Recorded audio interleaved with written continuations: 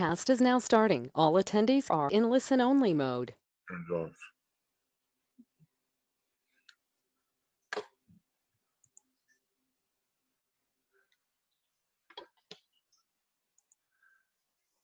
Okay. Good morning, everyone out there in video land.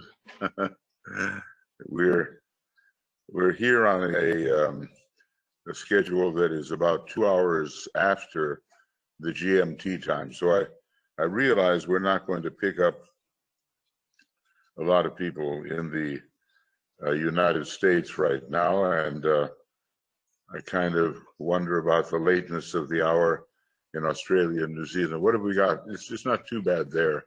Early evening. I think we ought to be okay, but it's 3:30 in the morning on the East Coast of the United States, and then it gets progressively earlier as we go on. So, but some of these programs will be available to you if only I press the record button. Now that, sometimes that is something I have forgotten, and I apologize for that. But there's going to be plenty to listen to. Now we're dealing here. Let's see. First of all, I think there are a number of attendees. We have a nice group here, and Antoinette and Anne-Marie and Asha is with us here back and forth, and Catherine, hi, and Elizabeth, and Jean-Pierre, and Catherine in New Zealand, and Kay, hi. Nice to see you here, Kay. And Kim, you've been with us. Yes, we won't be able to have everybody all the time.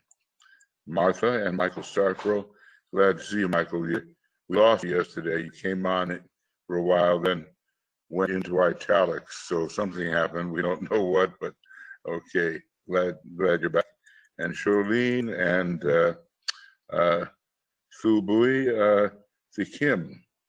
I know I'm not going to pronounce it correctly, but hello, and Zenaidi and Anne Veronica. And here on the organizer's side, Michael Stacy is very welcome to help us as we go along. We have many channels going in and out of this temple of silence. It's not so silent anymore right now.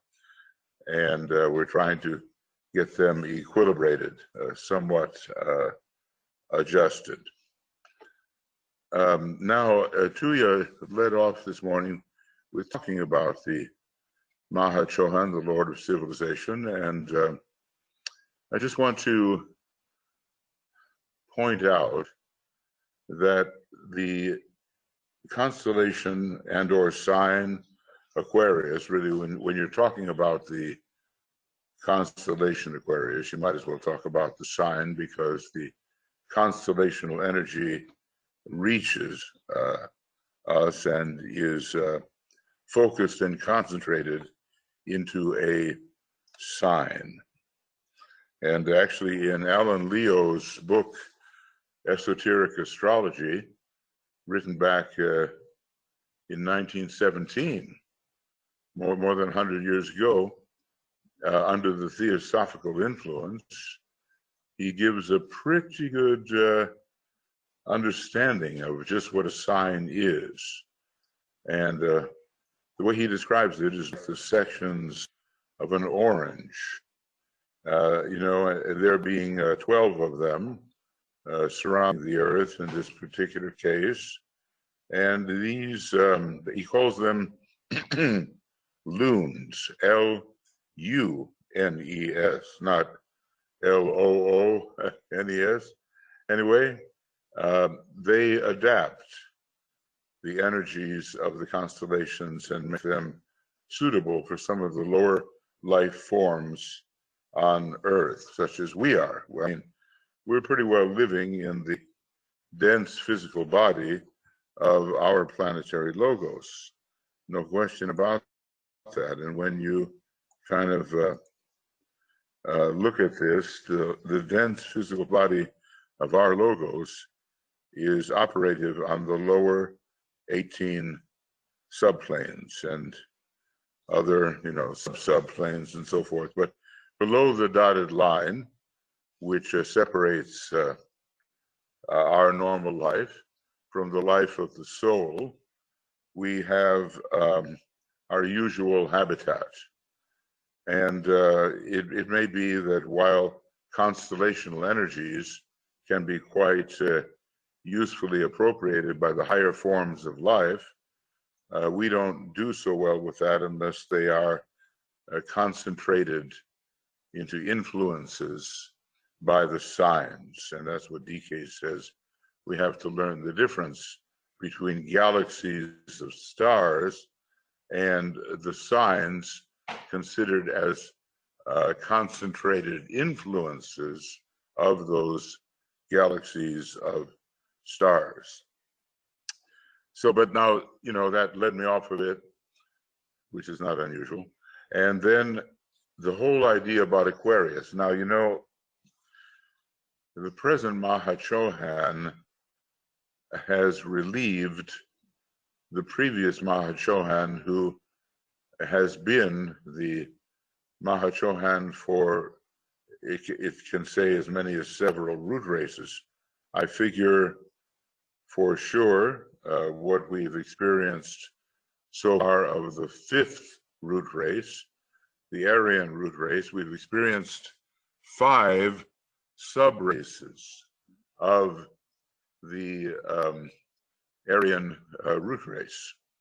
The Indian or Hindu, the Egyptian Mayan, that's number 2, the Arabic, number 3, the Celtic, number 4, and here in Europe, very much the Teutonic, the number 5.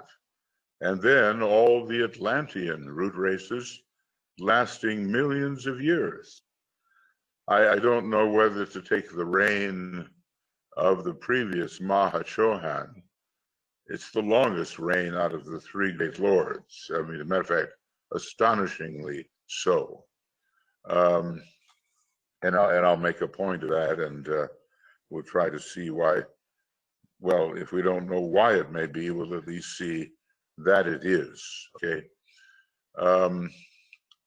The Lemurian work for the Mahachohan, well, they were just building up civilization at the time, and the more advanced Lemurians during their 6th and 7th sub-races, they had what we might call civilization. But then again, let's remember that they did inherit some of those from the previous solar system, even if the moon chain people, I know it already sounds weird if somebody was coming in here on the word moon chain people, welcome, okay. If the moon chain people skipped overall the Lemurian root race. But anyway, Atlantis, early Atlantean times were considered 12 million years ago. Think about that. And it was this previous Mahachohan, who has a name that we could dig out somewhere but haven't done so. He was very much responsible for the transference of moonchain types into the Earth scheme and the Earth globe. So, there was a failure on the moonchain, and the planetary logos became prematurely compassionate. Spare the rod, spoil the child, the old saying goes. And he let a lower form of life out of restriction too early. And the result was a type of madness and disorganized psyche, which is associated with the influence of the moon, a decaying influence. So something had to be done. And basically what had to be done is that these moonchain lives had to be moved to our Earth chain and to our particular globe, as a matter of fact, where further progress became possible. So right here on our planet, two types of evolutions, as far as humanity is concerned, are pursuing their further development together. And it makes for conflict. The moonchain types and the less advanced Earth chain types. And right in the book, The Problems of Humanity, DK says the problems between the money problems, you know, between capital and labor, it's all the moonchain problem transposed into the area of finance, which is, of course, one of those areas the Mahachohan has something to say about. So, and not only that, you'd say, well, okay, look, two streams of life are busy here on our fourth. We live on this. Well, you know, here it is, and you know you'll recognize this. We live here on this fourth chain and fourth globe. The moon chain used to be right in here somewhere, and it's just a decaying sort of planetary corpse, basically. And as Blavatsky would have it, she's always so dramatic, you know, exerting a nefarious magnetic effect upon her child, you know. The way that Blavatsky talks about these things, it sounds like a horror movie, okay? But maybe it is to a certain extent. But don't forget the people with petals open that came from the previous solar system, and they were there on our planet. It says Philip Lindsay, he quotes that, and he's correct. They were on our planet before individualization of our Earth humanity ever occurred. So they were the rulers, in a way, of the Lemurian civilization, when it and they were responsible for developing it into a civilization. So now what do we have? We have previous solar system types, we have moon chain types, and we have the newer Earth chain types, all pursuing their particular type of development right here on our little globe. And it makes for conflict. Matter of fact, if you look at some of the what's going on now politically in the different worlds, where different countries where democracy is being challenged and everybody's being stuffed back into their personality rather than being able to expand into soul culture, it's because there's a lot of Earth chain people that are not ready for soul culture, and they want what they want when they want it, you know? And so it's a big conflict. But anyway, the previous Mahachohan was responsible, we are told, for helping those from the moon chain come across for further development into our Earth chain. And Saturn, with which he is associated, you know, when you're a Mahachohan, you had better be, at least now these days, a third ray monad, like Master R. And third ray is preeminently Saturn, and Saturn sacrificially made a bridge, we're told, that carried the previous solar system human types into our solar system. They were able to be saved because they crossed the bridge provided by Saturn. Now, what does that mean in terms of real practical occultism? Is, you know, we can't say what that means, that Saturn made a bridge. All we know is that Saturn, that third-ray force, is a very beneficent force and the builder of the foundation. Well, anyway, I started out by saying that Aquarius was important for the third ray and for the Mahachohan. Now, who is our present Mahachohan? It is Master Rakosi, Master R.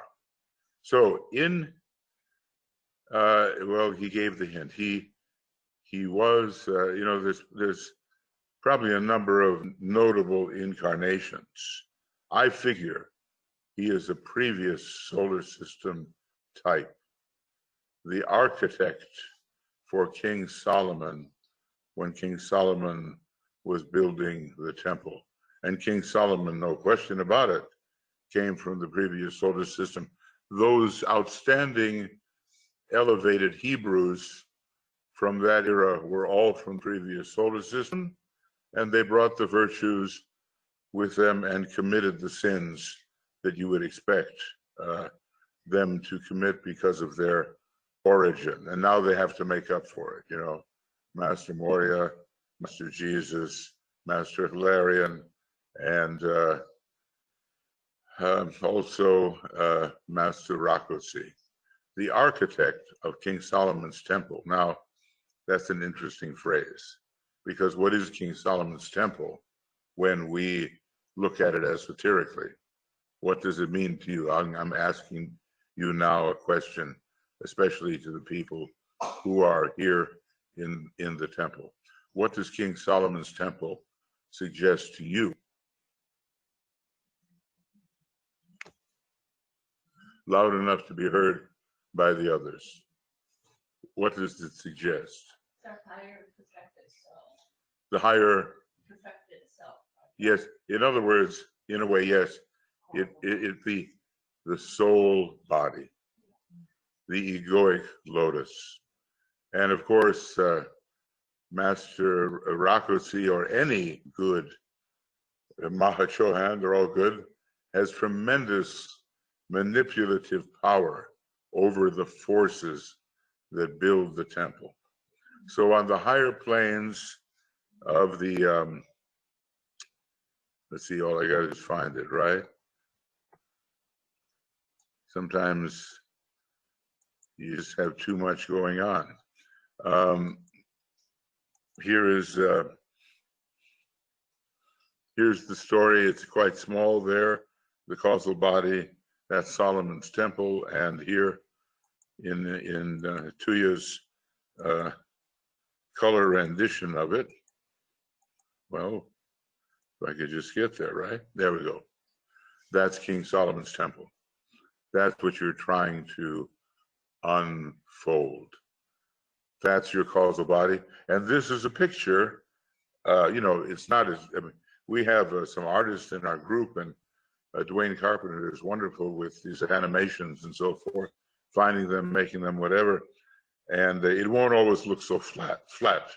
It's supposed to be a gorgeous display of light and sound and quality. And right now we can just paint it flat, But this is King Solomon's temple just before it's about to be destroyed. And as a matter of fact, I think King Solomon's temple is sometimes called in the Hebrew tradition the second temple. Well, if so, there are three temples. The tabernacle in the wilderness, that's the personality. King Solomon's temple, that is the soul. And then there's a mysterious temple on the third level of the Atmic plane. Not much is said about it, but finally, the temple of Ezekiel. And that's up there on the monadic level, and even that has to be destroyed. Every temple, one day, after it's served its complete purpose, must give liberation to those who learned and were cultured within its boundaries. Now, one of the famous incarnations of the present Mahachohan was Roger Bacon. He was a magician, this was medieval times. They used to invite him to court because he would display these amazing magical phenomena. But then he began to realize the danger of it, and he stopped. And before that, you know, as I say, the architect to King Solomon's temple, and also there's a certain saint that was killed by the Roman forces, Anselmus, or I'm not getting it right, but it begins with an A or something. Do you have a name? A name for that?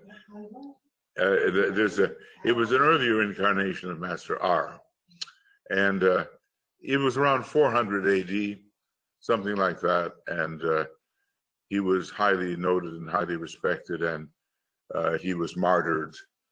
And I read about it, but I didn't keep good enough mental notes to be remembering right now. Okay, but so the modern versions of his incarnations are Roger Bacon.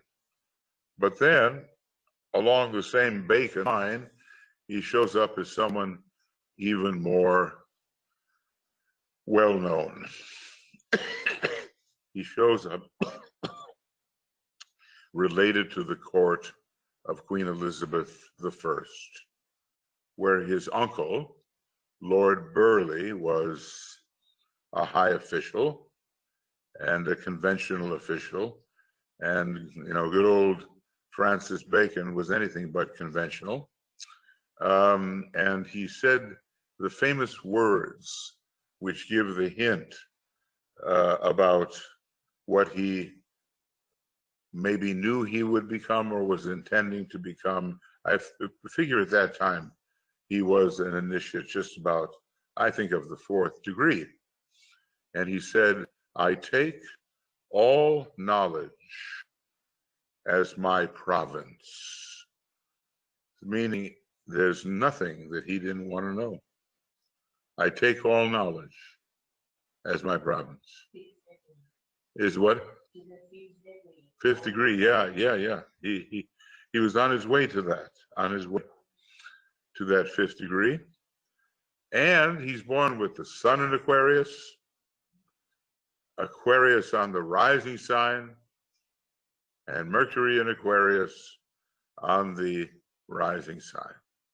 So 3 extremely powerful Aquarian indications in the chart of the man who would be the Mahachohan during the Aquarian age, and probably, if the past is the prologue to the future, for some long time, even millions of years, just like the previous Mahachohan. So let's just say, now compare the millions of years of a Mahachohan's tenure in office with how long a bodhisattva's term of office is.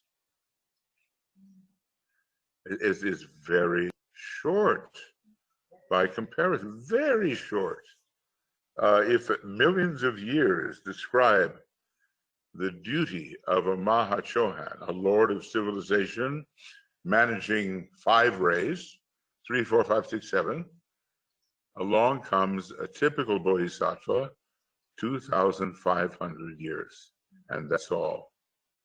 Now, the Christ is unique in the modern time because he chose, out of sacrifice and compassion, a 5,000-year duration for a bodhisattva.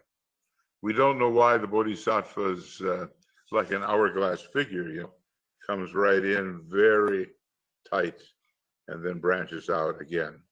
The Manu is a long time, but not as long as a Mahachohan, and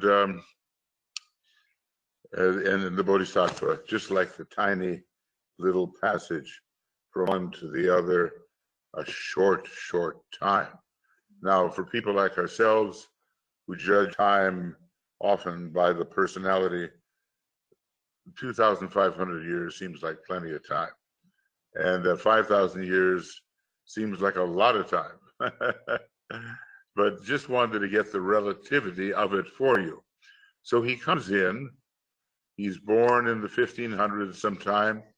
He's said to have died in 1616, and he's always disappearing and faking his deaths. You know, not fake news, but fake death. The story is he was experimenting with, you know, always experimenting with refrigeration. So he was stuffing chickens with ice to see whether they would last, you know, under lower temperature conditions. And he got pneumonia and he died. Well, that's supposed to be maybe just a made-up story. He's always he conveniently misrepresenting his death, so he can get away from people's thought forms and the power of their thought about him, and get on and do what he has to do. So he goes on, and he, either as that person or one that is born into the house of the Rákóczis in Hungary, a very wealthy household in the 1600s. And there he is sent to be educated by the Medicis in Italy. And he learns a great deal. So, you know, really brilliant. As a matter of fact, it is said about the Master R, now the Master R, and at that time, the Comte de Saint-Germain, the Count of Saint-Germain, that he knows fluent Hebrew, Chinese, Sanskrit, you know, fluently speaking these archaic scholarly languages. You know, the Tibetan is absolutely brilliant. The Tibetan knows the maybe more than any other master knows about astrology and rheology and the creative hierarchies, but for overall mentality, you've got Master R. And he later shows up, not as a Hungarian necessarily, but in the court of France, where he is known as the Count. Now, you know, the French court took an immediate interest in him because he arrived with a lot of expensive jewels that he seemed to give away liberally. You know, so being venal and all that, you know, let's get in on that. And he quickly, he bought his way into the court. But there's some funny things, funny stories, you know. He would have these wonderful dinners that he invited all the royalty to, dignitaries, and at every place setting was a magnificent jewel for every guest. So now you naturally want to come to dinner when that's the case. And so they, you know, he was considered to be the greatest conversationalist in all Europe. Talk about anything in a fascinating way. And Manly Hall has some good stories about him, you know, as the professor inspiring the Declaration of Independence and the signing of it and all that. Anyway, these people would show up for dinner and have a wonderful time and take their jewel home and put it in a safe place. And when they went back to check it, it wasn't there. It was an aport. It was simply a precipitation, and it just disappeared into the elements of which it was made. So I guess he had the last laugh on that one about people's values. And of course, he was one of the fantastically rich masters. He had proven himself over and over again, and he could handle those kinds of resources. And they opened doors for him. So much of ever wonderful stuff has happened on the third, fourth, fifth, sixth, and seventh ray, and especially the 357 angle is coming in through him. Now, you know, there's some, you may not know this, but I found it interesting. Thomas Jefferson and Benjamin Franklin were both his students. And when you study carefully what they were like, they weren't George Washington, you know what I mean? They weren't out there on the battlefield shooting the enemy. They did it differently. They were seventh ray souls, as far as I'm concerned, both of them. And there were others. And he taught them all about masonry, and it came to the United States, and George Washington became interested in it. You know, all this ritualistic work through the Master R. He met Casanova, by the way, who was also one of his students. But Casanova failed to recognize him and was not too cooperative. And he said to him, he says, well, you are not worthy of me. So, you know, I mean, that's quite he cured Casanova of some diseases that you might imagine that he had. But there was not cooperation from that angle. He wrote music. Now, and Benjamin Franklin wrote music. Now, the music that they wrote is more a curiosity than it is Mozart. You know, Mozart, Wagner, the great fourth ray souls, they wrote something you want to listen to. And when you hear the music that the Count wrote and that Benjamin Franklin wrote for 6 cellos or something like that, you don't want to listen to it, but it's interesting because it's Benjamin Franklin and because it's the Count. You see what I mean? So they branched out into all kinds of civilized expressions, you might say, although others did better when it came to the real beauty because they were on that ray. And yet, Master R was supervising that ray because it was one of the rays of attribute, 4, 5, 6, 7, you know. So in a way he had, the story goes that with Wagner's music, now Wagner had a lot that was wrong with him in terms of his attitude towards people. He was not the kindest man, and he just loved himself above all others, even though he apparently did love Cosima Wagner, Cosima Liszt, and so forth, but he loved himself. He was a kind of a megalomaniac, but they were still amazed that Wagner could write the music that he wrote. Even the masters were amazed at the music that he brought forth. So it's kind of interesting, the inner worlds and how the beauty from Buddhi comes down and how the higher worlds precipitate through certain great luminaries. And all that has to do with what is the ray of the country. Now, what is the ray of a soul ray of Germany and of Austria? It's 4. 4 and 1 for Germany, and for Austria, we have half of it. It's 4 and 5. 4 and 5, okay, for Austria. You're not going to find that same kind of combination in Switzerland, let's say.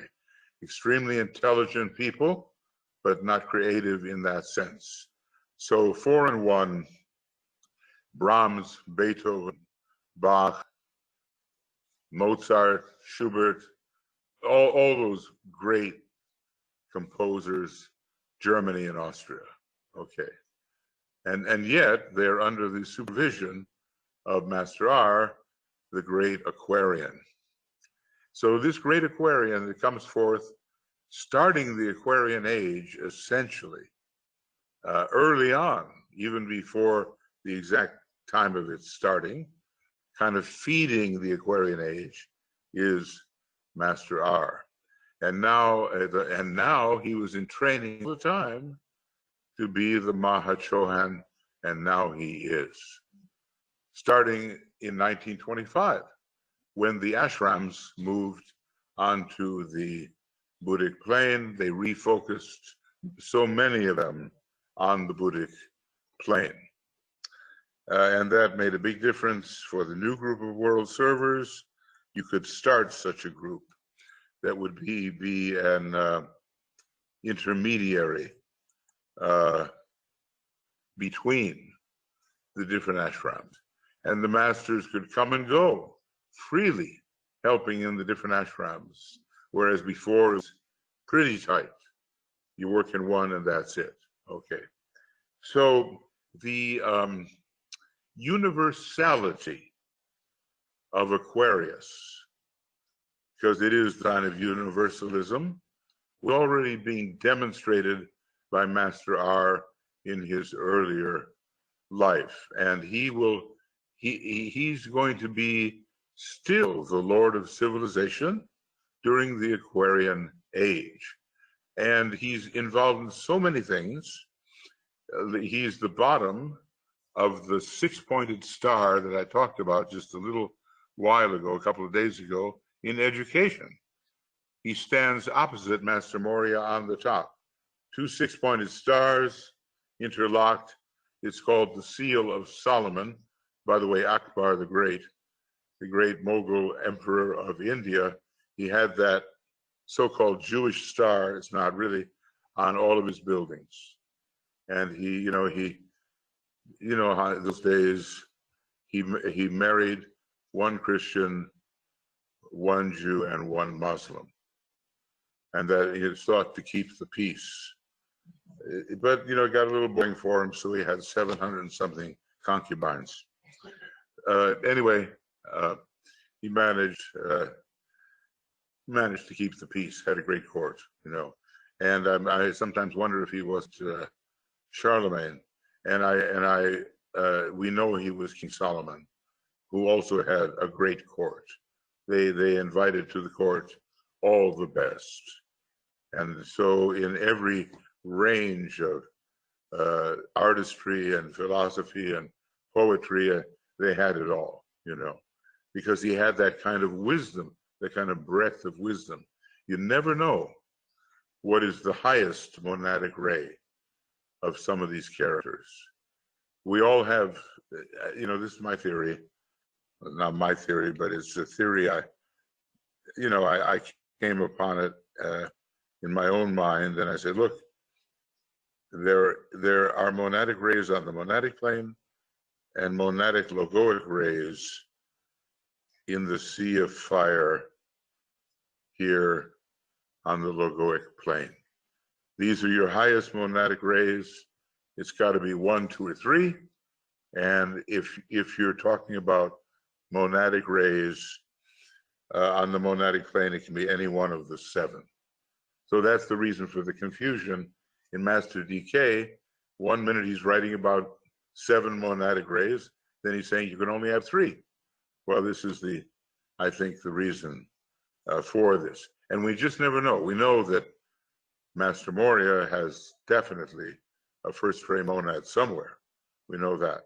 But we don't know, is it his very highest ray, or because he was so wise, Solomon the Wise, that whether at the very top of his ray chart, there might not be the ray of wisdom in the sea of fire. All of that kind of thing is beyond us right now. We're not going to know, but one day we will know, and we will know more and more whom we serve and whom we cooperate with. So in every respect, Master R was a fascinating figure. And his handwriting is there in the documents, as the Count in France. And it was all a bit disconcerting for people they would meet Master R when they were young, and he was young. And they met him again 50 years ago, and they were old, and he was young. So something was going on, right? And there's these stories from these French noblewomen who just can't understand how this could be. But he had the fountain of youth. He knew exactly how to treat himself, his not self, what to eat, how to sustain the youth of the body and all the rest. He needed that, and he'll share that. He was supposedly, I'm getting a lot of this from, different things I've read about him. But one of the wonderful books is called The Most Holy Trino Sophia, the most holy threefold wisdom. There's your number 3 again, right? As a third ray monad. So he served, his servant is Roger. Now, you're kind of interested because one of his names earlier was Roger Bacon, right? And Roger says this, oh, well, I've been serving the Master not very long, 500 years. And so you begin to see how they take time. And by the way, he would never eat in front of anybody else. He would go off with Roger and that would be it. And because there was some kind of secret going on there about how he sustained his youth. Although, it leads me off to say that when a disciple commits an indiscretion, the disciple being linked to the master does suffer along the line. And in this case, they talked about the Master R suffering because of one of the indiscretions of one of his close students. So they have their own way of life, But what's important is not these personal details, which may be interesting, but what they intend to do. Did you have something you wanted to say there, Elena? Well, Speak loudly because. Because they were creating their own bodies, that's why they easily disappear and so on. So also many people they were eating, have to be somehow they are just my source, that could be related to that. Yes, indeed, it could be. What I'm going to have to do is make sure. I have some notes here, about. Yes, well, what I'm going to do, we'll see how that fits in. I'm going to kind of go through some of what Tuya went through today. There's not that many references to him in the books, and so it may be worth taking a look. I just want to make sure about my audio that when you are speaking out there, I have you. Otherwise, you won't be heard. So we'll stay alert to that. Is there anybody here in the group that has any thoughts or questions up to this point? So, all the supposition that he was also Shakespeare, Yeah, is that possible? it's probably not true. If you look at what is Shakespeare, there are people who ardently defend that particular point of view. They think they have found the real Shakespeare as a kind of a brilliant poetic courtier within the court of Elizabeth I. When you look at the style of writing of Francis Bacon, and you compare it to Shakespeare, it's just not the same. It is not. Shakespeare is brilliant for his fourth rate, whatever he is, for his fourth rate presentation, and the ultra polished prose of Francis Bacon is not the same. That's the conclusion that I've come to, even though it may be that Francis Bacon oversaw some of that production because he was already moving in that direction. And there's no question that one of the great parts of our Western civilization are the Shakespearean plays. It's part of what the Lord of civilization would do.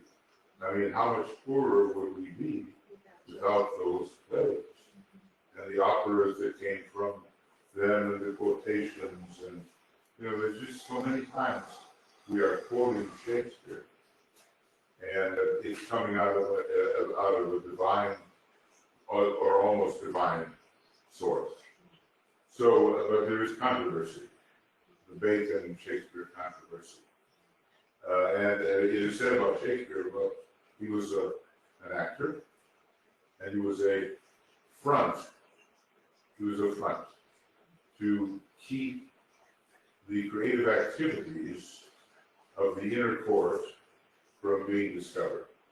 And so he offered his name to the enterprise, And there's all kinds of things that go on, and the poisoning of Ben Jonson. And someone said, I don't know who Shakespeare, he said something like, I poisoned the fool. I put arsenic in the nitwit's beer.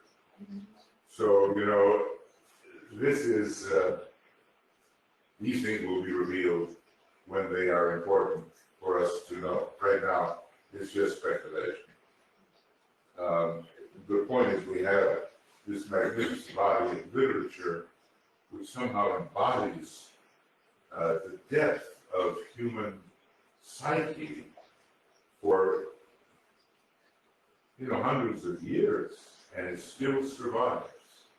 I don't know if maybe some of you have been to a really well presented Shakespearean play, and there's just something transcendent about it, Just that I used to go to Stratford-on-Avon and Stratford-on-Avon in Canada, and it was always like a trip into another world. And I saw Christopher Plummer when he was a young man. I think he was doing Macbeth or something like that. It just lifts you into another world altogether. Now, in our group here, out in the world, do you have any questions or comments up to this point? Up to this point. Let me just see who's all here. Yeah, we've got about 18 that are attending, and then Michael and I on the other side, plus the whole group here. And here's the 90. I hope that my microphone is, I think Michael would be telling me if I could not be heard. So I think I'm probably all right, and maybe you've made that adjustment. That is better. Yeah, okay. Here's the thing. Am I too soft? Because I can certainly be louder. That's not the problem. No, I'm up at about 80%. The volume is quite good. Don't want to make it too heavy. And okay, I'm not sure I seem to be called from upstairs. And Tuya seems to be calling me. Maybe someone could check in with her, because I really cannot answer this now. All right, so if that's better, that's better. Okay, thank you. Now let's take a look. Tuya went over some things this morning. Yeah, okay, that's better, right? I know what it is. You see, there's so many microphones around here. Someone could meet a an unfortunate end by getting trapped in them. And I have to keep one microphone for talking and another microphone for the group talking. And they have to talk louder than they normally would in order to be heard by you. And so far, if Michael is a good example, Michael Stacy, he's coming through quite well here. Matter of fact, would somebody be interested in moving this microphone a little closer to you and with caution? Yeah, that would help, you know? Okay, very good. What is it? Oh, a missed call. Okay, I can't answer that because I don't navigate my phone well, and I'd have to just stop. Now let's take a look. There's different ways to do this. This is what Tuya basically was reading this morning. It's on Letters on Occult Meditation, and it pretty much has to do with the Mahachohan who was operative around the year 1920. This is not yet about Master R. Later, after 1925, then we may have statements about him. He rules longer, and that I've said. He's the sum total of the intelligence aspect, all the rays of attributes, right? 4, 5, 6, or 7. He has a pretty, if you look at him as the Count of Saint-Germain, you'll see a particular Libra, Capricorn, Saturn, Mercury kind of physiognomy. You know, if you read faces, and reading faces is a good thing to try to do. When you look at him, he's got, you know, the Saturnian nose and the broad forehead, and he's obviously highly Mercurian and Capricornian too. So those are two of the third ray signs. Let's put it like this. For a long time, he served on the 7th ray. And because the 7th ray is so important for the coming age, he will continue to do so, rays 1, 2, and 7. But there's no question that those who fail to emphasize his third ray monadic nature are missing something. You know, they get all excited about the 7th ray. They become even devoted to the 7th ray, and they skip the third. It's what you call sort of a naive ray preference. In other words, you throw away ray 6 because you don't like it, and you embrace ray 7. You throw away ray 3 because you don't like it, and you embrace ray 7. And you feel very up to date and very new age. But there's something a lot more than that going on, and you have to get all of them. So, you know, how long does a root race last? Well, the Atlantean root race, I don't know, lasted, Philip Lindsay would be a good one here, but 11, 12, 13 million years, and there's still a lot of hangover from it. You still have a lot of Atlantean consciousnesses here with us. And Lemurian race, 35 million years, something like that. And not much could be said about the pre-individualized state of the Lemurian race. In the middle of the Lemurian race, somewhere around 20 million years ago, the solar angels came in and started individualizing animal man on this planet. So it lasted a long time. I don't see the previous Manu, or rather the previous Mahachohan, as involved so much with Lemuria as I see him involved very much with Atlantis and continuing in the Aryan race. He may have been involved in some of the later parts of Lemuria. It's a long time.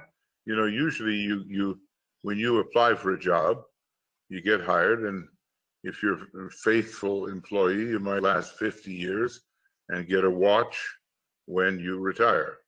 Did anybody see that marvelous Jack Nicholson movie called About Schmidt?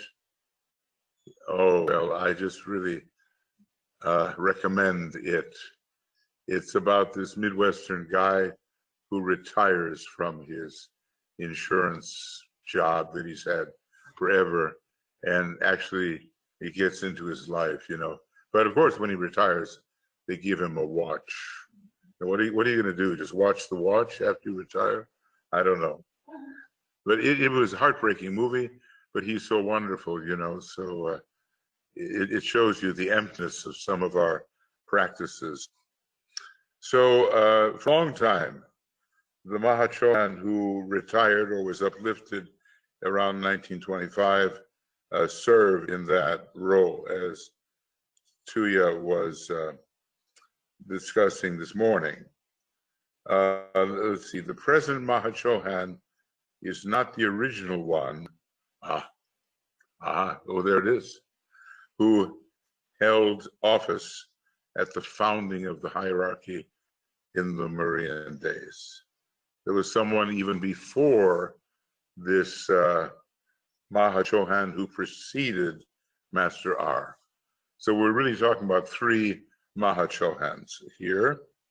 It was then held by one of the Kumaras, or Lords of the Flame, or one of the High Lives who accompanied Sanat Kumara when he came to this planet from the internal planet Venus, which is part of the Earth scheme. A lot of people say, well, he came from Venus, but that DK clarifies that. And not really. He came from a Venusianly attuned part of the Earth. That's where he came from. And how many came? Sometimes you hear 104, 105, but really 108. 108 Lords of the Flame. And you ever wonder why, when you're building a Hindu temple, or you're looking at the head center or something like that, that 108 is such an important number, numerologically, in terms of the structure of your head center. It's so interesting that in the old days, education was pretty rough, and when you misbehaved, they put a cone-shaped hat on you, and it was called the dunce's hat, meaning it was only for stupid people. Then they put you in a corner wearing the dunce's hat, and you faced the corner until the teacher decided you could join the class again. We But all have 108 hats. yes, we're all. Let's see. We have to decide, dear. When you look at your audio there, did I give you the? Can you join this group? Do you have the link? You mean that I would join? Yes. Unless you have other things you have to do right now. No, I'm here. Okay, you're here. Yeah. Well, we're all here because we're here. All right. So anyway, the shape of the head center is a lot like the dunce's hat. It's conical, and it's made up of X number of aspects. And when you add it all together, somehow you get almost 1,000. You get 972. So basically what you get is 960 plus 12, 972, 1,000-petal lotus. All right. So now look, friends, by the way, what time is this particular webinar supposed to be over? Well, if you don't mind to go over a little bit more, maybe have a half a minute stand up and sit down break. And we could go a little further because there is things going on in the kitchen and they are not going to be ready by. Well, but I thought we began here at 10:30 at least it would go till noon. Oh, Yes, it does. And then we have no reflection, but after that we could go to like 20 parts. Okay, but what I've done is give a lot of little tidbits about Master R's life and the Count's life. And look, most of the students of Master DK are not directly related to the Count. You know, he's handling finances and ritual and magic and all kinds of intelligent things. The manipulation of energy, the creative manipulation of energy for the sake of manifestation. That's what he's handling. And a lot of us are more on the secondary line, and you know, the knowledge, we more interior workers, you might say. He's definitely connected with the Day of the Kingdom and with understandings. As a matter of fact, what is the Old Testament Bible? He tells us a very interesting thing. He says you better have the New Testament. It's not so important that you have the Old Testament among your books, but you better have the New Testament. What is the Old Testament? Does anybody have a sense of what that is? But it is before Well, it's true. It's older than the New. yeah, but I mean, if the old goes until his birth, and then the New Testament is about the apostles and about the teaching by Jesus or. But there's a huge bit of magic in the Old Testament. A lot. And Moses was involved with it. Books of Moses. And now there's a lot of those Old Testament that deal with the Day of the Kingdom and magical invocation. And I'm just going to make a long story short, because we don't read those chapters with real care. It's the accumulated wisdom of the first solar system. Now that's amazing. That the Old Testament, that is still sustained by the Jews, is the accumulated wisdom of the previous solar system.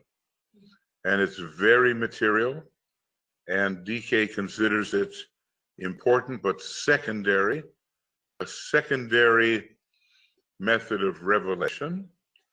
And when you want to know all the Kabbalah and how the Kabbalah works and all the many paths towards development and enlightenment, all of that is from the previous solar system.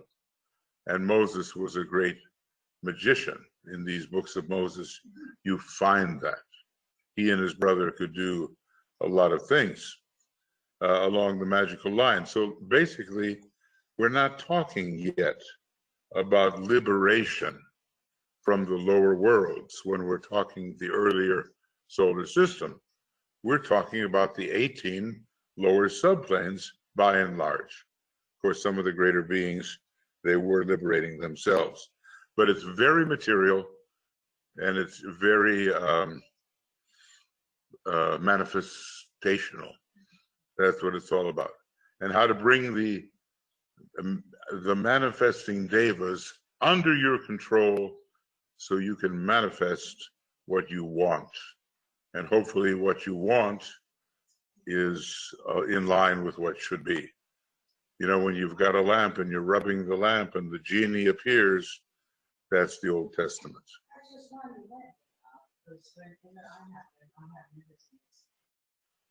You never met a genie? No, I have never thought that kind of. It's there, and the books. Is about the family, Yeah. and Well, it comes out. It comes out in the books of Moses, and also the books that are written around those books, like the Zohar and the derivation of the Kabbalah. And interestingly enough, when you look at Blavatsky, you get the feeling that she came from the previous solar system as well. so totally brilliant and writing on all of these magical themes, so deeply involved with masonry and other things, you know. Yeah, it's quite a history there, and her association with Master R. Very strong.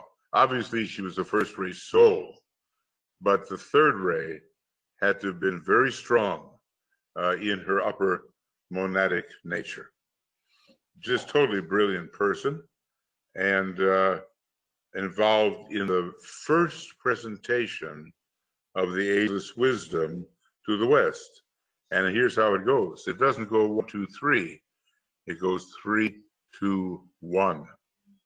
So we're going to expect that the next presentation that Master DK offers us will have a lot of the first ray in it, more than when he was working specifically with Alice Bailey. Well, you know, as I look at all this, I see that we could spend a long time on it. But anyway, the first Mahachohan was one of the Lords of the Flame. They're very highly developed beings, and they come from the Venusian part of our Earth scheme. And he came into incarnation with Anat Kumara, but he took hold of his position during the second subrace of the Atlantean root race. He had developed adeptship on the moon chain, so he was a master on the moon chain, and it was through his instrumentality. Okay. Right.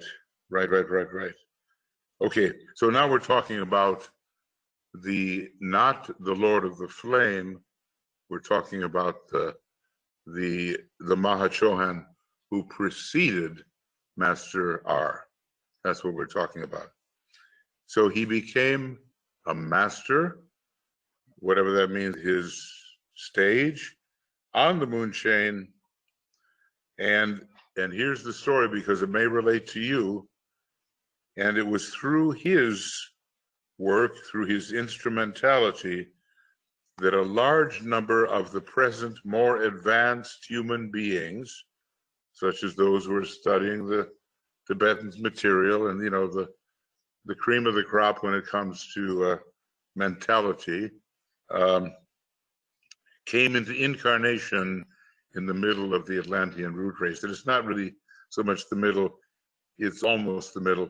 It's the third subrace of the Atlantean root race. The number 3 gives you the hint. It goes back to the earlier solar system, and it tells us about the intelligence factor of those people who grew up on the moon. Now, a lot of disciples who are studying right now the Tibetan and theosophy and all that kind of stuff, they are moonshainers. Maybe 15% of humanity. It's rare that an earth shainer is now a member of the hierarchy, but of course the Christ is the head of the hierarchy, and he's an earth shainer, and that shows you the tremendously rapid progress that he made through the power of love. So karmic affiliations with him was one of the predisposing causes, thus making this coming over to our chain and our globe, thus making it possible. A lot of us are related to this second of Mahachohans, and some of us have come from the moon chain because he did what he did. Now, we don't know the details, but we do know, you know, sometimes you look at, okay, I don't want to go on with this. The Buddha is a third ray monad. At least one of his monadic rays is the third ray, and that can be proven in cosmic fire. So why is it that people say, oh, the Bailey people, oh, they're all so mental? You know what I mean? As if that's not spiritual, right? It's because DK himself is a moon chainer. And he has the third ray as at least one of his monadic rays.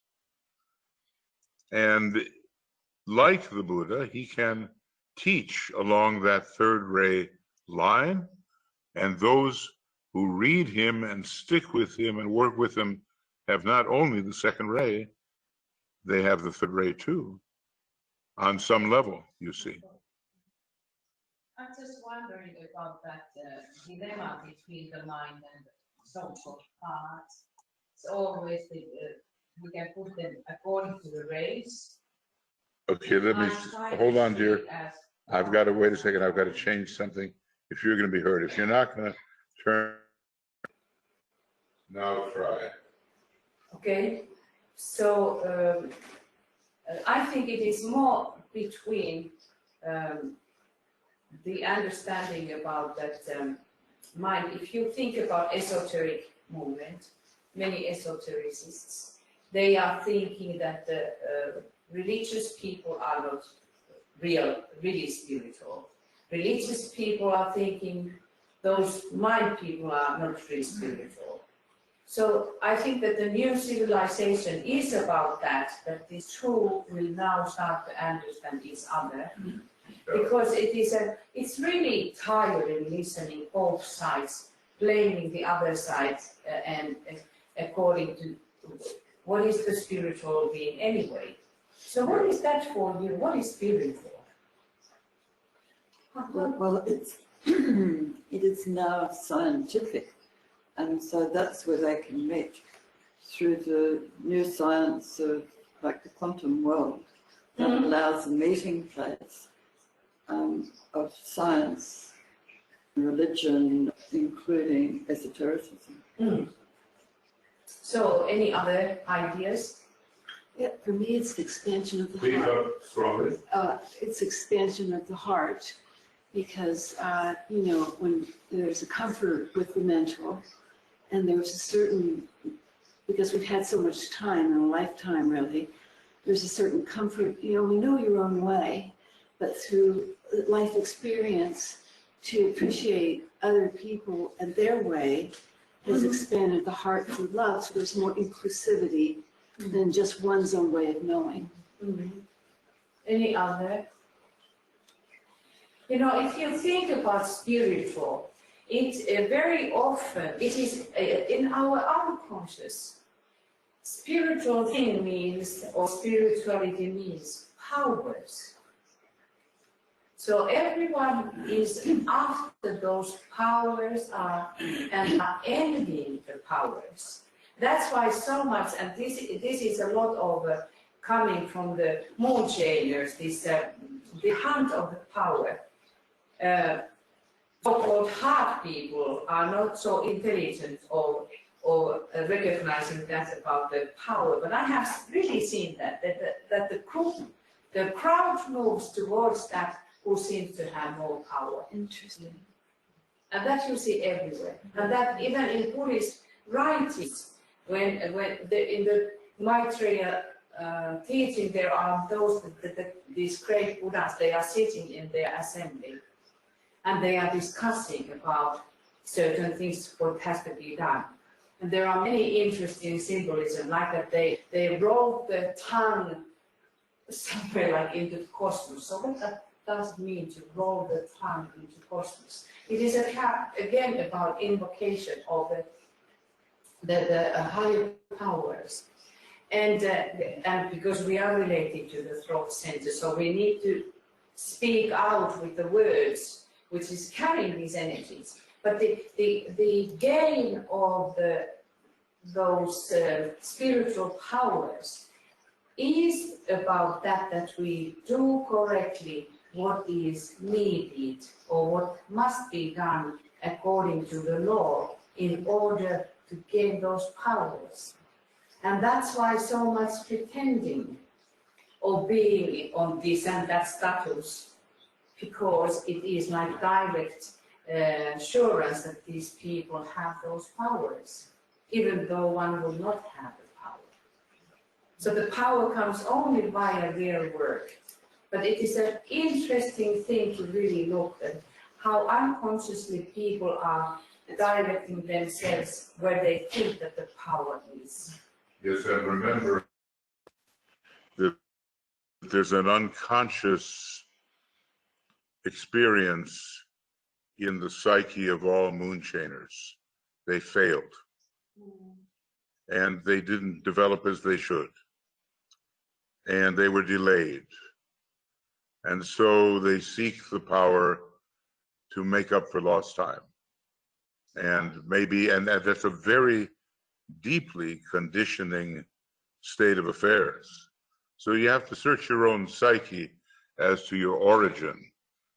The moonshine had a lot of third ray.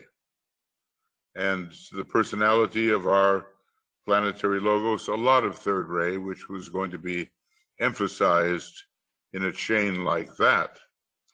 And a lot of us who study the Tibetan, profoundly meticulous entirety, have that third ray somewhere in the background.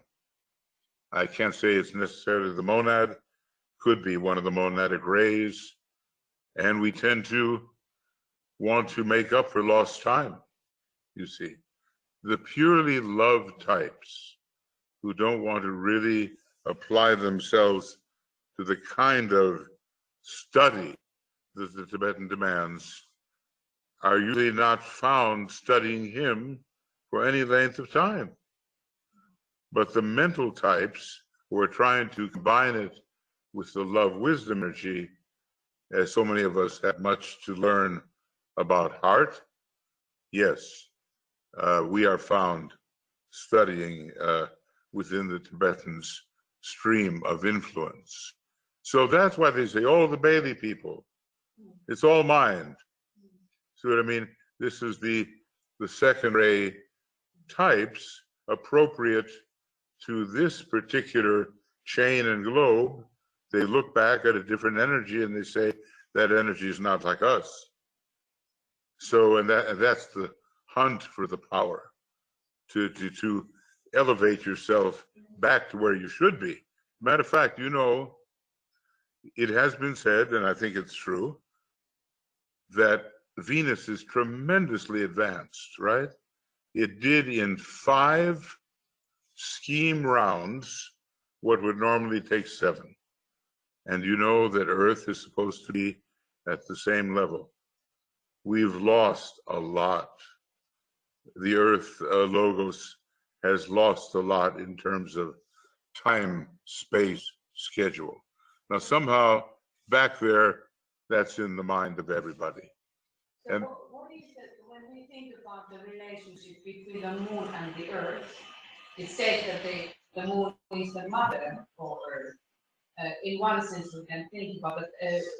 Comparing that the Earth and Venus, they are said to be twin sisters. Yeah. And and the Earth has relationship with one of the stars in Pleiades. So all these relationships, how they were working out, and what is our relationship to the moon? DK says that the moon is only a dead body.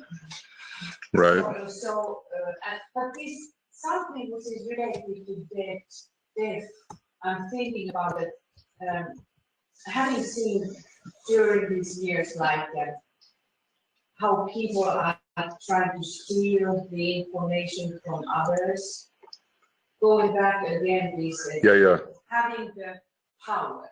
Plagiarism. To have the power. Or taking some writings and pretending that they are their own, And this is, I just want to make a point on this. My point is about quality. The quality, what is the quality of the real third ray? Mahat, which is very, very light, full of light and sharp, and how to describe it? It's just so clear. But it is not that what is this third ray, what combines this sacredness. I don't know, am I clear in my trying to talk about that, what I have seen, that it is a real problem. How to make these bridges to the next stage for whole humanity. We are not expressing the real third ray. We are expressing the activity part, but not the sacred part. Because the third ray makes everything holy. We can relate the Sirius and the third ray together, making mundane holy. So then the real third ray, the Holy Spirit, is there because it is very intelligent.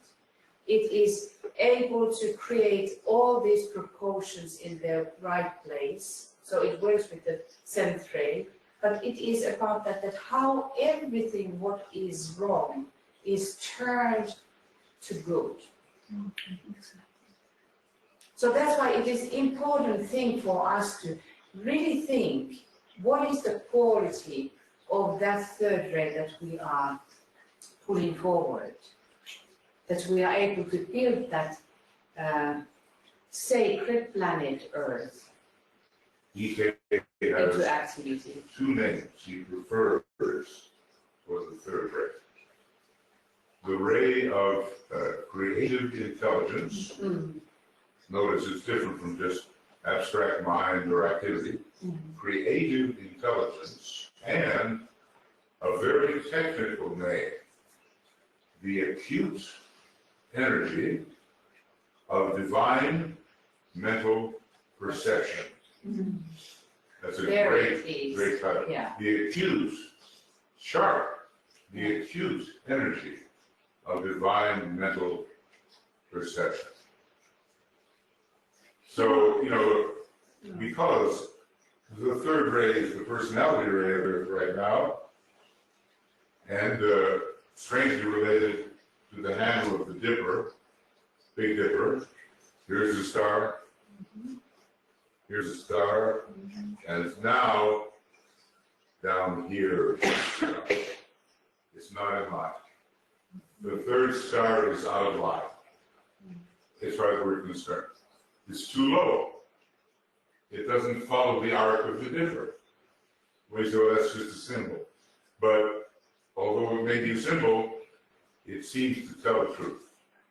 We're not caught up with making divine the expression of the third ray, the acute energy of divine mental perception. Okay, up on the monadic level. So that's going to be one of the big things that Master R is going to be struggling for during the Aquarian age. And sometimes you look at Aquarius and you say, well, look, that's a fifth ray sign, isn't it? Yeah, it is. And it's oftentimes, when it shows up for a length of time, it's accompanied on another cycle by the seventh ray. And Uranus, the major ruler of Aquarius, is a seventh ray soul planet. But when you read carefully esoteric astrology, you also see that DK assigns the third ray to Aquarius. And indeed, it's true. The third ray also. And look at this, Aries, go backwards. Aries, Pisces, Aquarius. It's number 3. The third ray is there. It's filled with constant motion. It's filled with fluidity, and so forth. Now you say, look, do I have to become an astrologer? No. You know, a lot of people say, you know, they say,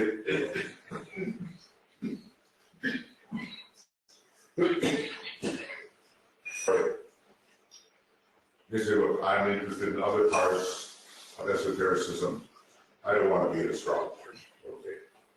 But there's a few things about astrology, which even Alice Bailey, who was not an astrologer, said, I've got to know this. Because it's all about the conditioning energies and so forth. So submit yourself to learn those few things. You don't necessarily have to draw up charts for people and so forth. You were going to say, Ellen, now let me make Sure, I've got In to. my, Yeah, you're good, 2 minutes for reflection. but I want to talk forever. You will. Okay. Go ahead, Ellen, you were going to say. would they hear me say? 1 minute, so let They will us, hear you, just condense it and Okay, talk loud. well, let us have start the new reflection and then, okay. Okay, we're going to have the noon reflection because it's noon.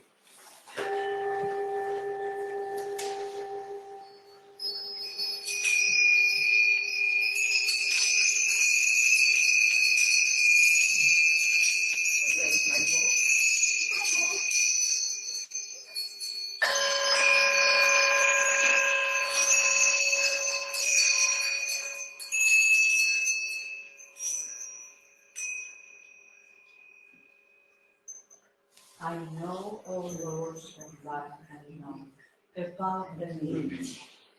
Touch my heart and you with love, that I too may love and give. 1 minute silence.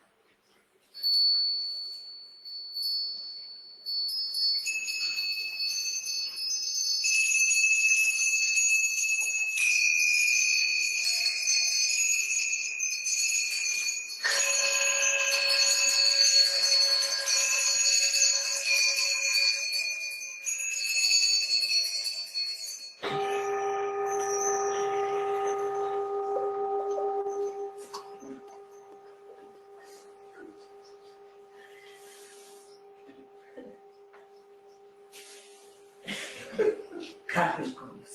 There, we have the belfry. But where are the bats? Oh, right here. Isn't that nice? I like it. It's very nice. Okay, so, Ella, you were going to, As you say, I condense. yes, But as I'm going to say, I say something about Mahachohan. Few Okay. words, okay? As you brought the third ray. Third ray is always the integrating ray of what is below. We go into the ray 2 and 1 through third ray. We're going, basically, even the solar plexus going, it's a clearing house. Something which, what is a fundamental point, at least to my understanding, is that third ray, which is third level from above and a fifth from below, where the major initiation is taken, where the law of disintegration also manifests the third subject. So this number 3 energy is important even to take the lower in solar plexus going to the higher. All this, and Uranus has actually 3 rays. It has first ray, it has third ray, and it has fifth ray. Okay, and it all depends on what level we are dealing with to align these rays. This is remind me when Master DK said, don't forget my first ray is in a triad or something of that nature. You know that he is using that energy, and he is also the third point in the Mahachohan ashram of. What is not Mahachohan, more of of Chohan ashram, is becoming the next Mahachohan. Who is becoming the next Mahachohan? I don't know. Pakoche is. No, I say Bodhisattva, not Bodhisattva. Okay. Mahachohan. I try to speed it up everything, you know, Kudhuri, basically, okay? So we have always these important points of these energies. I am not going any further with that. It's just to bring, you know, even a Jewish race who is reflecting the solar plexus of humanity through which, you know, these energies have to be transmuted into the higher level. Anyway, the work of the Master we are told, has always been recognized as a very of peculiar nature. You know, it concerns the problems of the civilization. Anyway, I got some of the points extracted that for those of us who are particularly going to this meticulous entirety and details, it must be said that generally speaking, not going into the details now, when speaking that the egoic groups in whom the knowledge petals are being organized and unfolded come under the primary influence of the Mahachohan. There we also see the third aspect, the third ray through the knowledge petals, which reflects this energy. Because those for whom the love aspect or love petals are opening come under the primary influence of the Bodhisattva, obviously. You know, with knowledge paralleling, going together with the love, okay? And those in whom the sacrifice petals, you know, are being opened under the energy directive of the Manu. We have the triangle of the Manu, you know, Mahachohan and Bodhisattva through the egoic lotus relationship there also, okay? And then when we go all the lower, obviously, work together with the higher, and so all three eventually work together. Even in the sentence there, you know, throat, knowledge, heart, love, and then the first ray through the head. You know, so these processes are always, you know, and here is the reason, you know, why the Mahachohan office is whole for entire world period. You see, because he lasts the longest, his work lasts the longest. So the other two can change more frequently, okay? Passing to other types, you know, of work. Each of them embodying the triple, actually, he says, I wrote this down because I forgot, can't remember, that one type of the triple force, whereas Mahachohan is the focal point for 5 types of energy. Each of them triple in nature. And that's why the process he has to go through lasts the longest. And the 5, you see, we come to the number 5, which is also in Uranus, as I mentioned it. When we go through the third ray, we're dealing with Brahma aspect. It means that 4 rays of mind, you know, 4, 5, 6, and 7. Again, going through the third ray. So 5 times, you know, synthesizing ray is always the third ray. Because he has to do, you know, with the civilization, and the mind is very, we need to first develop the mind. Even when as we enter in the spiritual paths, we have to work from the mental plane, obviously then under the light of the soul. He deals with intellectual culture of the race, you know, with the intelligent energy basically. Bodhisattva, as an exponent of the second ray force, is the teacher and adept of men and of tantra differences. His work is with the religions of the world and with the spiritual essence in man. So this office was originally held by Buddha, okay? You know, when this bodhisattva and Buddha body three, you see, and I said, well, there is a relationship to the bodhisattvas with the Buddha. That's why they always been brothers, right. You know, working together.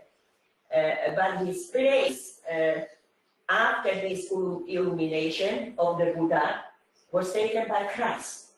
You see, because focal point of the Buddha was the illumination and Christ's love primarily. But they always utilize both these energies. You know, Manu resides over the evolution of races. You know, all the cycles, all the sub-races and all that has to work with the form through which spirit has to manifest. Because we're dealing with the first ray, with the Manu. And so he destroys and he builds again. This is process going in, and the first ray has to be involved in this process. So these three individuals preside over the three departments in which the hierarchy is divided. So they represent three aspects of divine manifestation, basically from three different levels where the energies are working together. But the Mahachohan, you know, start with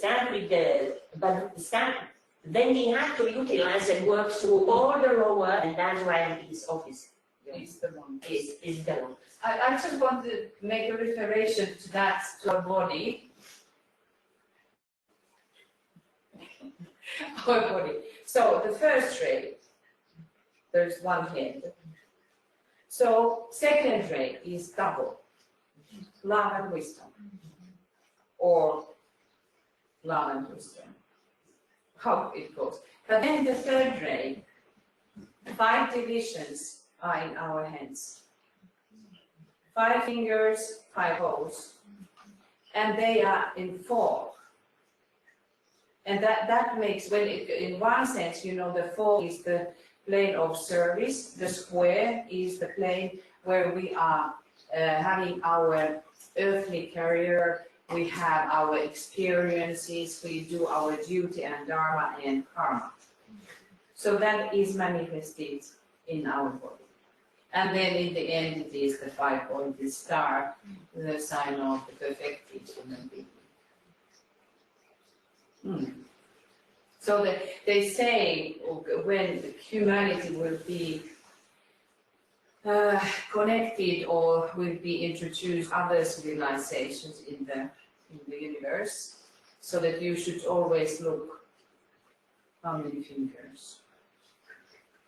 That gives some hint. Look, the big task for every one of us and on this planet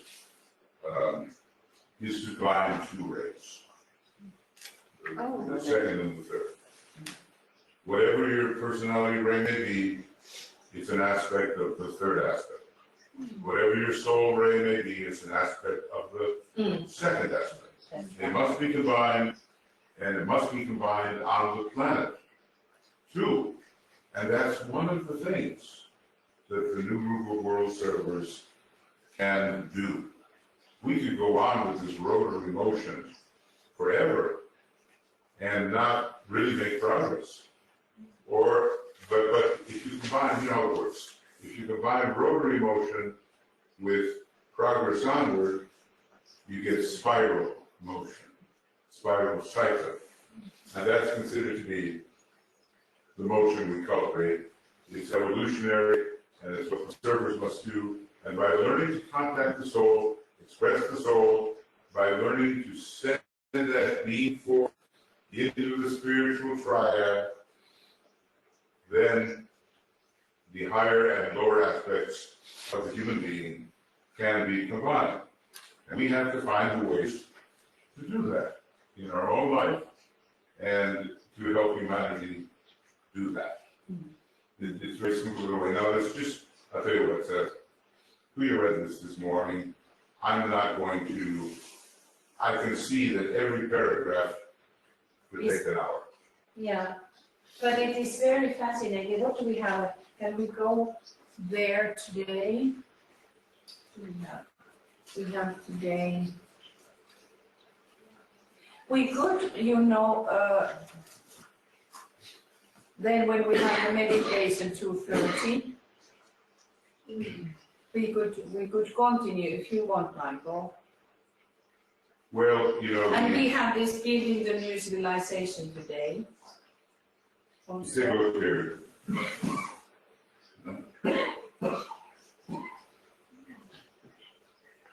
You see that one, and now I'm going to get a better picture of it.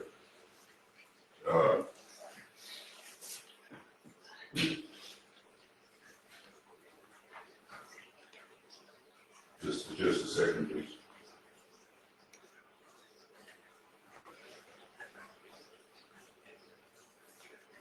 This is all spelled out nicely. If I can just, there we go. It's a little bit, it's going to take a little while. I don't know why it's not responding the way it should. Okay.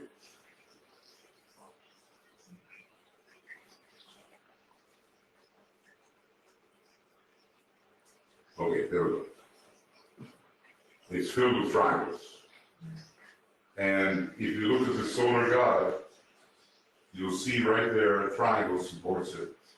And it's what Julius was talking about, the Holy Spirit, the Father, Son, and Holy Spirit. And it's not yet a balanced triangle. Not yet.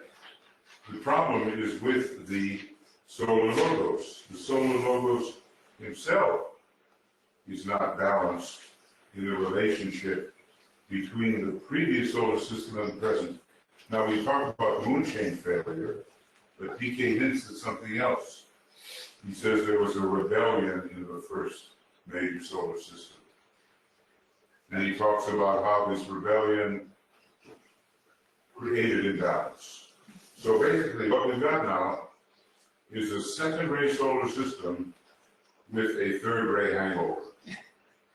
And now what we've got on Earth is we have a kind of a second-ray, fourth-ray chain with a third-ray, fifth-ray hangover from the moon chain.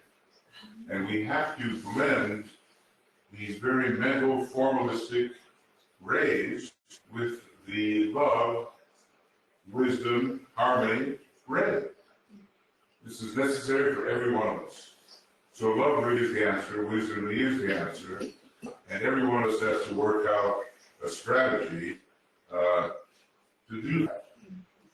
And an example is being set here, by the way, the three great lords work together. The Manu, the Christ, the Mahachohan. And individually, we need to find out, are we on the love aspect or wisdom aspect in our particular life? Because that becomes even from a perspective of the ray, obviously, which aspect, and we have to deal with that. See, here's the thing. You may be on ray 1, 2, or 3 in your soul, but each one of them is threefold.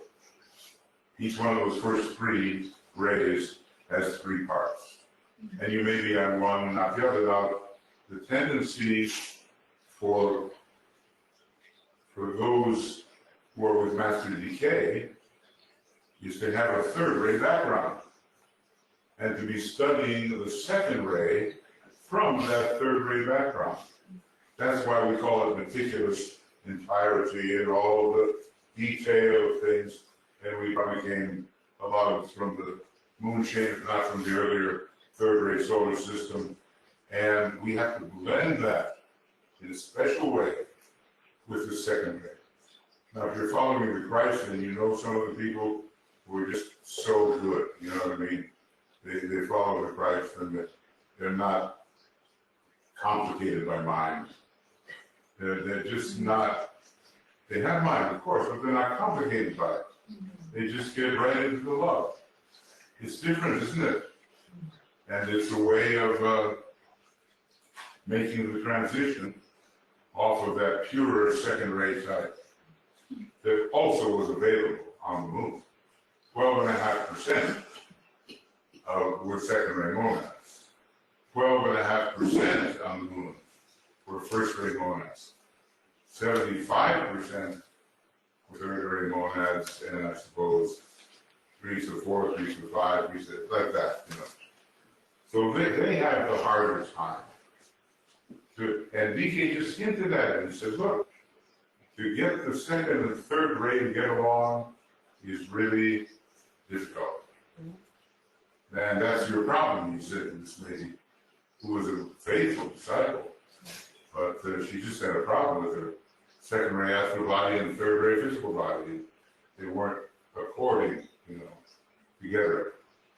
So everyone works out their own strategy, and then we try to help the New World servers work out its strategy. Now, it's kind of interesting. It's really the blending of light and love, isn't it? I mean, that's what the New World servers, in all practicality, must do. Increasingly, for some of them, the will to good can come in. But it's going to be a little while before the will to good fills out the third part of the triangle. We're not quite there yet, but people like ourselves are supposedly building the Antipuranum, and we're hooking up with the will aspect inspired by the monad, so we can get divine will into our system, or at least spiritual will into our system, and carry out the divine plan. And this is the pressure on you for the next 5 years. And then after that, we can see where we go, but to bring in, to blend love and light in your life, and to bring in the pressure of spiritual will, and have it start to unite with love and light, this is what is bearing down upon you. Now, if maybe some of us don't realize this is really happening, and we'd like to escape it or not pay attention to it or whatever, we still, many of us have a few years left, and we can accomplish much. Then there are some of the younger people, like Ann and others who are getting into teaching at a young age, and they'll be able to carry this forward and carry the new installment of the teaching forward. And I'll just bet it's going to be loaded with first ray indications. Remember, in DK says, I have a lot of first ray people in my ashram. Do not forget, there are certain aspects of my nature that are on the first ray. Yes. But they are triadal in origin, he says. Triadal. So, you know, the Buddha, DK and the Buddha, they kind of go together. And KH and the Christ, they kind of go together. And the Buddha trains first-rate types on the second rate. See, that's his pure wisdom, first-rate type. Go to Shambhala. I went to Shambhala. You can come to Shambhala. Shambhala's nice. Okay, you know. Shangri-La. Did anybody see that old movie with Ronald Cohen? Yeah. About the game upon Shangri-La, you know that? I love that movie. Yeah, it's very, Yeah. I don't think it can entirely describe what Shambhala's like, but it gives you the idea of that holy land hidden somewhere, you know. So, Well, but I still remember the law that they had. Do you remember that? might as well essentially. I was how old?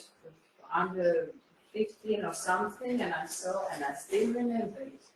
Does anyone remember the law what they had there in Shangri-La? They had only one law. And was it not that that was a woman? The highest, I'm not quite sure. Yeah. Woman, definitely was a woman in Right, charge. but she was, She had a or couple some of the higher ones is describing, because the man is asking, how you are so, why do you have such a peace here, and why you are so happy, and that and that and that.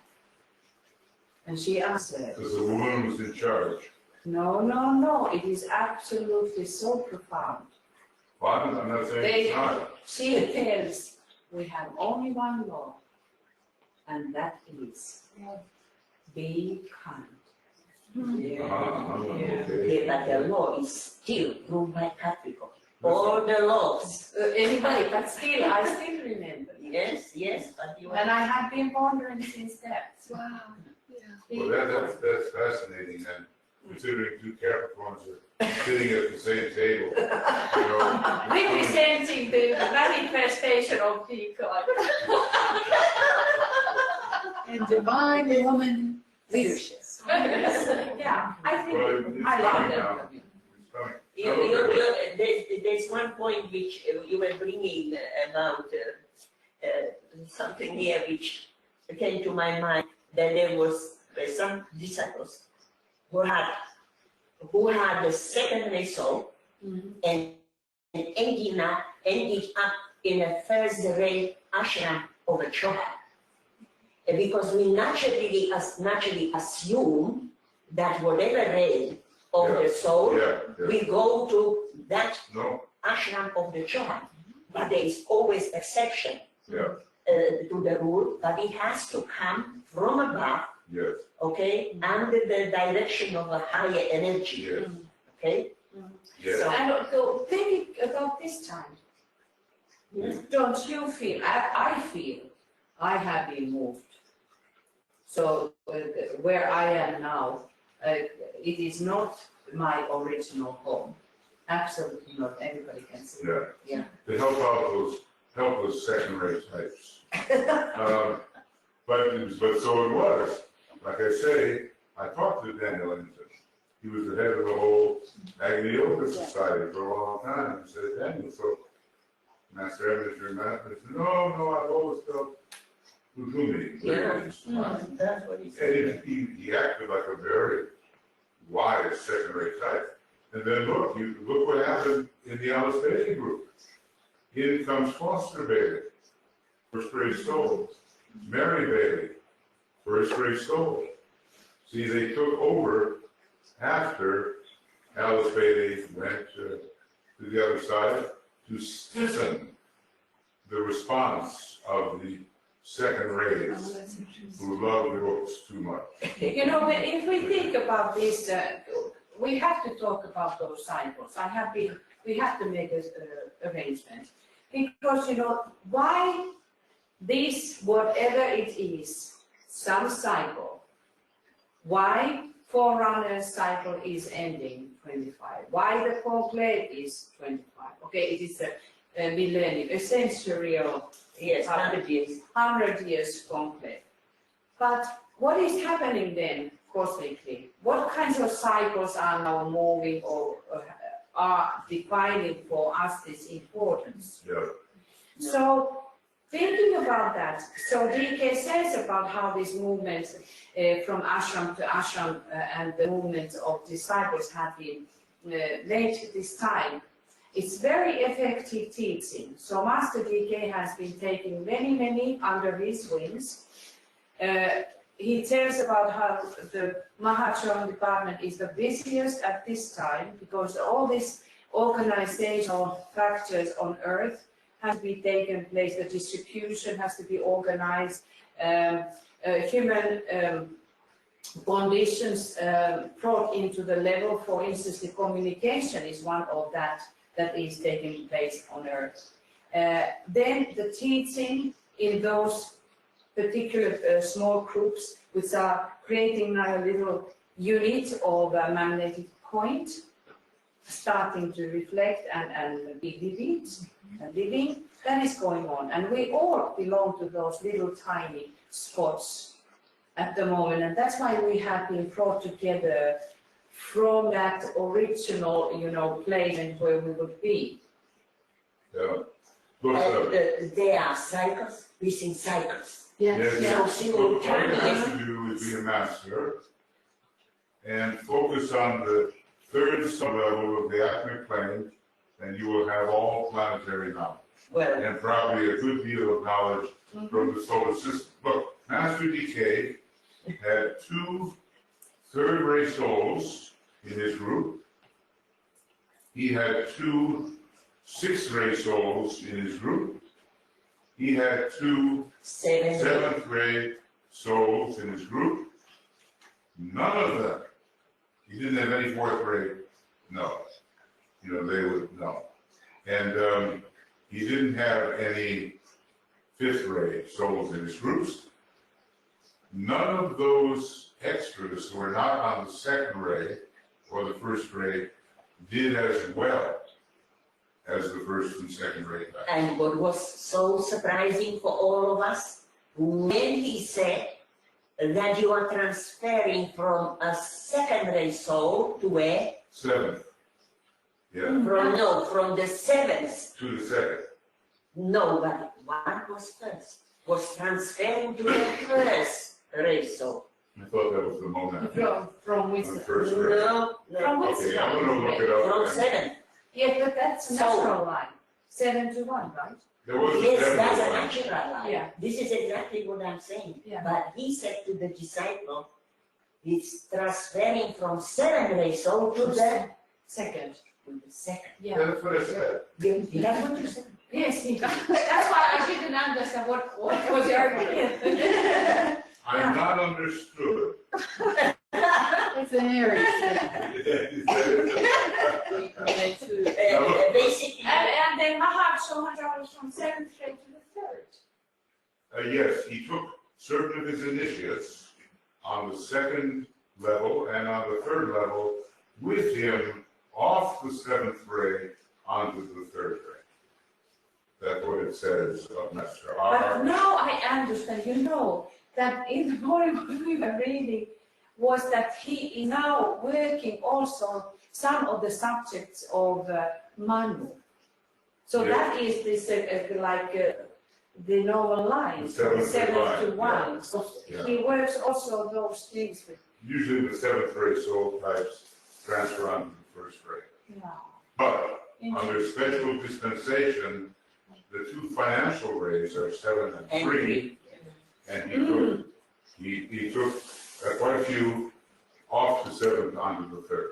And maybe they had third ray monads. Look, the intricacies of these transfers, it all has to do with how the hierarchy works. It's interesting for us, and one day it will be essential to know. But right now, it's a curiosity. I want to just make one principle point. Yes. That because of these factors, so when you study the others, be sometimes careful, make any conclusions, because that someone can be just taking that kind of job because of the sacrifice, and not at all because of that. Yeah, that's right. Yeah. Sent there to help, not because it would be your normal inclination. Mhm. Alice Bailey said, I would have gotten into so much legal trouble without Foster Bailey there. Right. He was a lawyer, first grade, all that. So they were sent in there to strengthen the response. Look, I have a story, quick. There were many fresh books in the Lucis Trust. And Foster Bailey sold them. It's a horrible story. He sold them to finance World War. Yeah. Well, he made some enemies. If you've ever seen the second-rate type, if you sell their books, you know what an enemy is. So it was a huge resistance against him, and they went off and founded their own school on the second rate. not this first grade stuff. See what I mean? Yeah. But that was his values. You know, you can just meditate yourself into oblivion, reading, doing nothing. That's how he felt about it. And then the people, they didn't feel that way. They loved their precious books. And why did he select him to present the 3-year cycle of Wesak of the New I'm World? talking about work. Yes, but the principle is that in one life we can deal with few cycles. One is coming to peak, the other one starting also by analogy to these 3-year cycles. Okay, that's it. And there were other disciples where he was pointing out when he said, my brother, you started this cycle in previous life, okay? And they explaining why he must conclude that energy before he start on a new cycle. So, you know, No wonder it's Master little bit, DK you know, one need to. says to you, can you stand the strain of knowing? So, I mean, let's think of what he has to deal with in terms of these people and their origins and their destiny and what they started and where they are and all that. He says there are few people that can really stand the strain of knowing how to do it. To be fair, and I'm not really being fair, and I'm rapidly losing the people that are out there. Yes. Moving on. Oh my goodness me. And we are staying. Hello, everyone. The next webinar begins at 12:30 p.m. GMT, which is 2:30 p.m. your time. So you may want to consider taking a lunch break.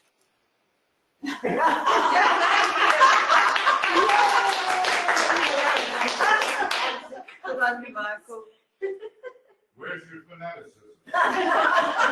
What is this? Here's my question, Michael. It's nice to hear from you through this little machine. You have to admit that Michael is one of the clearest speakers of this machine. Everybody will speak the way he spoke. I, who am deaf, might understand what's being said. Okay, look, is there anybody in the group that has been presently assembled that would like to say something both pithy, revelatory, and brief? You ask if it's possible sometimes questions. I mean, I'm sorry. All right. Anybody want to say anything, or do you really, wait a second, here's Catherine. They all went to Oh, no, she tells me to lift my mic, that's an old one. Is there anybody who wants to say anything? Ask anything? Because we have certainly a panel of experts here in the Temple of Silence. Is there anybody? Just raise your hand and I'll call on you Is there anybody? and just read whatever if you like. Of course, you'll also have opportunity this afternoon and probably pretty soon it's going to be, they're going to start fading out in Australia, aren't they? Pretty soon, they'll be going to sleep, won't they? My wife is going like this now. I've never been very fine. She started doing that yesterday. So then I said to her, well, it's obvious I'm reaching my pocket for a real knife, which I have. But I won't pull out this army knife and complete with that. So now, I'm a wonderful symbolist. I read symbols fantastically. So when I see this, and I see this, why don't I understand?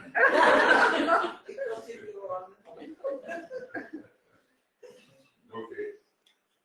Bye-bye. Anyway, if you come back, we'll have opportunity to ask questions sooner than this, and we'll see what we continue with.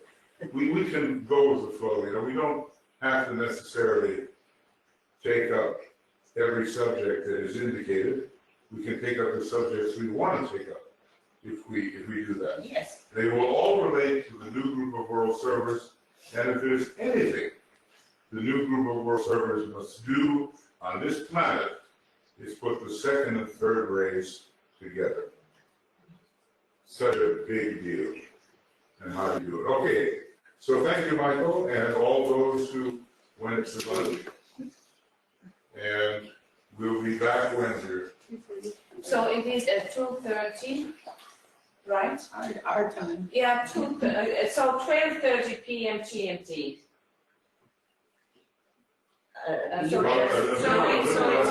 So it is A little less than 2 hours. 12:30 p.m. GMT. We have a meditation. Yeah. Okay. Anyway, And that if we add 2 hours after bringing time. yes, we will be back. Thank you for attending, and it's good to think about these things. That I'm getting this again. To think about these things together. Okay, lots of love, many blessings, and what? Go eat, or I don't know what. We're going to eat here. We do have actually one successful breatharian among us, and he's been at it for 2.5 years, and he looks pretty good. So maybe, would you like to try that? To learn breatharianism while you're here as well? Maybe on Christmas Day, the Christmas Day fast. We'll do that. Okay. See you soon. Bye-bye.